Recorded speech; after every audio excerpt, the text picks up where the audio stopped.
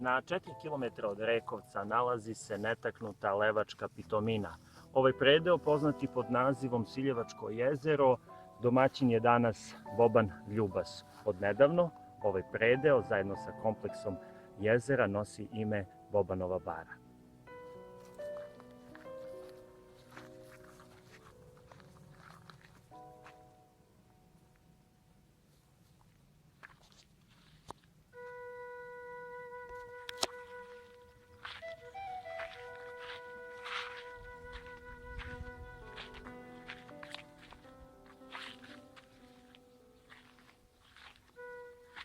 I evo nas danas kod našeg domaćina Bobana Ljubasa, on ovde ispred jezera godinama, kažemo, slika, stvara, dolaze mu prijatelji, slučajni posetioci i on će nam najviše i najbolje ispričati nešto o prvim koracima, kako je u stvari počela ideja da on kupi ovo parče zemlje ovde na tromeđe, kažemo, Siljevica, Rekovac, Kruševica i kako je sve to počelo.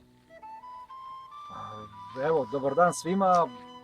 Dobrodošli u ovu oazu prirode. Počelo je tako što sam ja zaljubljen od uvek u ovo mesto. Znači, ovo mesto potpuno odvojeno od civilizacije, ušuškano u divljini između šume i livada sa jezerom u pozadini.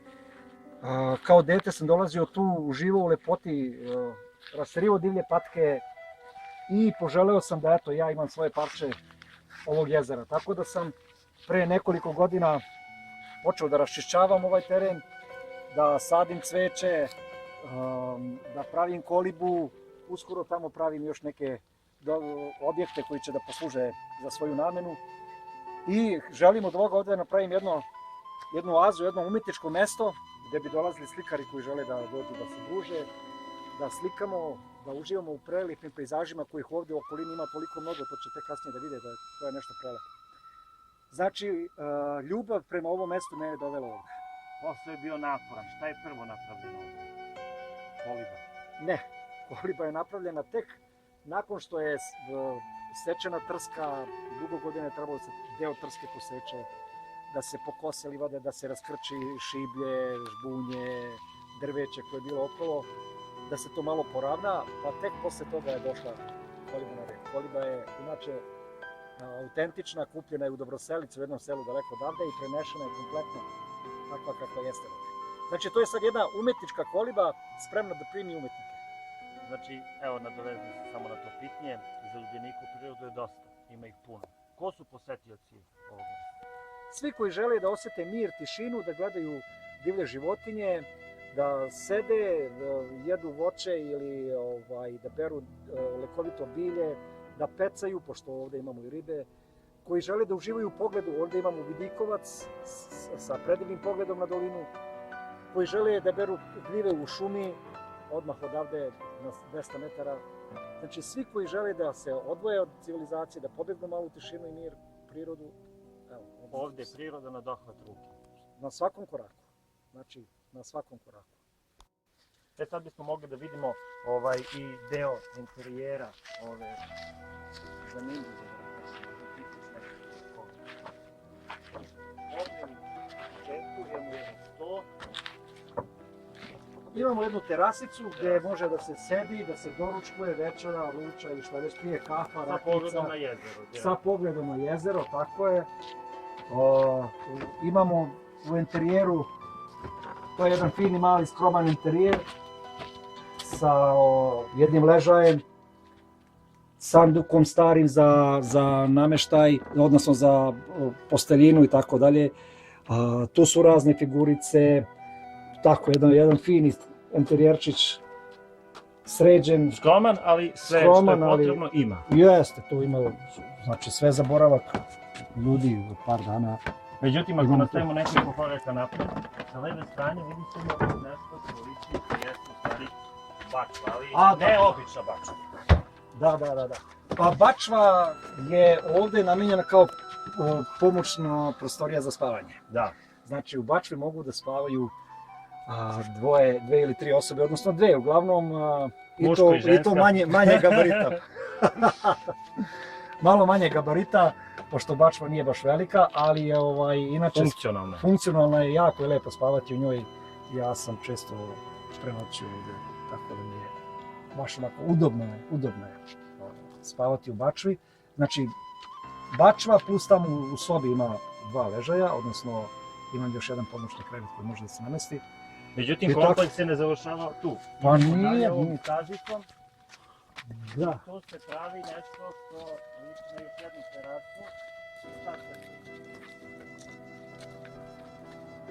tu? Ovde imamo jednu finu terasicu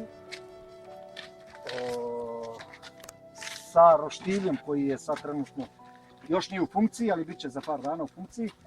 Znači tu se roštilja, ručak, doručak i večera na stolu, okruženi prirodom, jednostavno lepota. Znači ovo mesto ovde je Božji dar.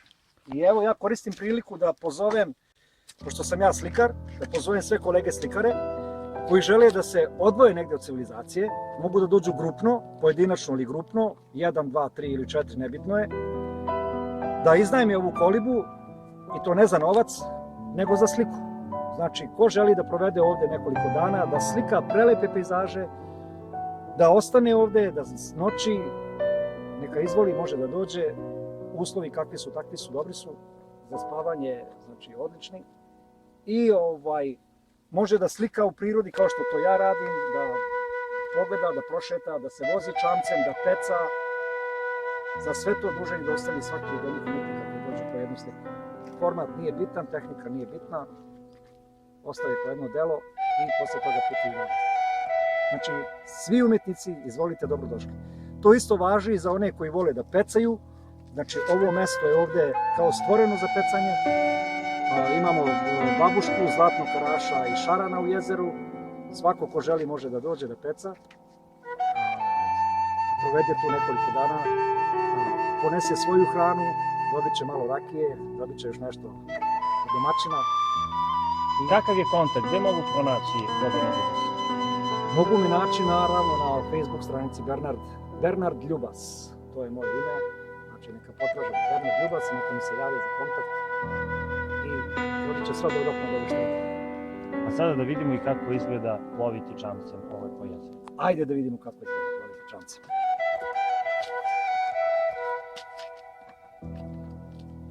Dobro, nastavimo.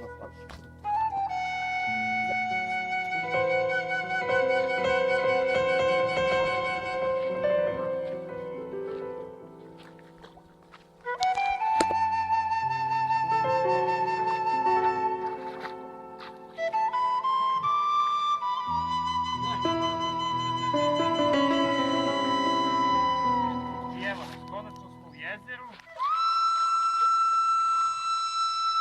I idemo malo da obiđemo unutrašnjost jezera. Kako bi rekao Boban, dugo je trajalo čišćenje.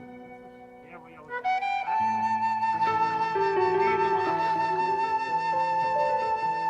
Ajde, krećemo.